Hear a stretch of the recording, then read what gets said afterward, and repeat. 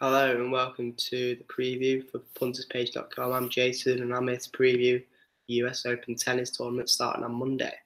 This is going to be a very interesting tournament. The men's game has been dominated by three players, maybe four if you count Andy Murray, but he's been out of the game for a while now and he's just returning from a bad hip surgery.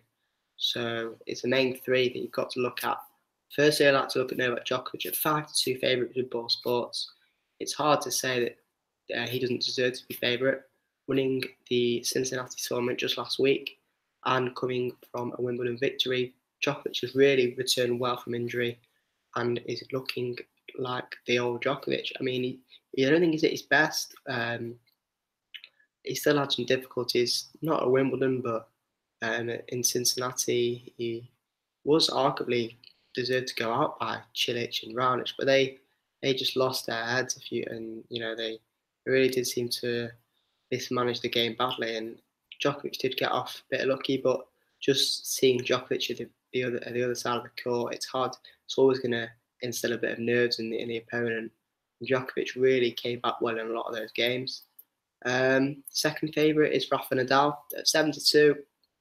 I really like Nadal's chances here, and he's why I'm going to say probably have him as my number one pick, just because he's second favourite here from the tournament he won last year. He had a break at Cincinnati. He's had a really good year winning the French Open, getting to the Wimbledon final, which is a surprise. Sorry, the Wimbledon semi-final, which is a surprise to many. As he has had problems on grass for a number of years.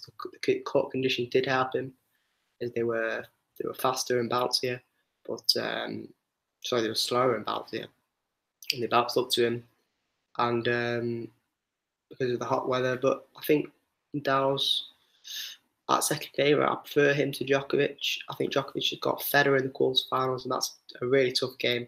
I don't care what kind of form Federer's in. He's also got a couple of tough tests as well, and so I like the chance of Rafa Nadal. Avoiding Federer is good. He also could play Del Potro and Nadal in the semi-final. Del Potro, with his injury problems, is not a player that you want to play, but he might not even last the course. So I do like the chance of Nadal. Another player that I do seem to like is Stan Wawrinka at 40-1 with Betfair. Stan has had many problems over the years with injuries, but he's a three-time Grand Slam champion, and at 40-1, I think it's a super price. He knows how to win a big occasion, and I just think he's back in form now. He lost to Roger Federer at Cincinnati, but he had a good run at Toronto as well, and he seems to be playing the type of tennis that could get him far in the tournament. Another player that I do seem to like is Milos Raonic, 50-1 with Betfair. He's on the same side of the draws as Nadal and Del Potro, but he has the game and also is in a decent form. He could have beaten Djokovic, and a price at 50-1 on a surface that would suit him is something that I am very, very interested in. I'm very intrigued by Alexander Zverev at 12-1. He is on the same side of the draw as Djokovic and Federer, but 12-1 with BetVictor. He has actually added Ivan Lendl to his coaching ranks. I think having him there, he was a source of inspiration for Murray when he was at the top of his game. He just added that real confidence, knowing you've got such a super coach and an inspirational mentor that can lead you in the big matches. And that's what Zverev just added a week before going into a Grand Slam. He's only never got past the second round at the US Open and only got to the quarterfinal of a major, but he's won so many small tournaments in the Masters. He, at best out of 3 sets, has been superb, and he is a future Grand Slam champion. And at 12-1, I am interested, but I would, not really go into it like I would with Nadal. So I think it could take time for him and Lendl to work off well and know each other's strengths and weaknesses. But he's a player that will win Grand Slams in the future. I just think he needs someone like a Lendl to take him to that next level. But the player that I'm going to sign for is Rafa Nadal. At 72, I am interested. I think he is my favourite for the tournament. Djokovic deserves to be favourite, but I think Nadal's a better price. I think he's on the better side of the draw, avoiding Roger Federer.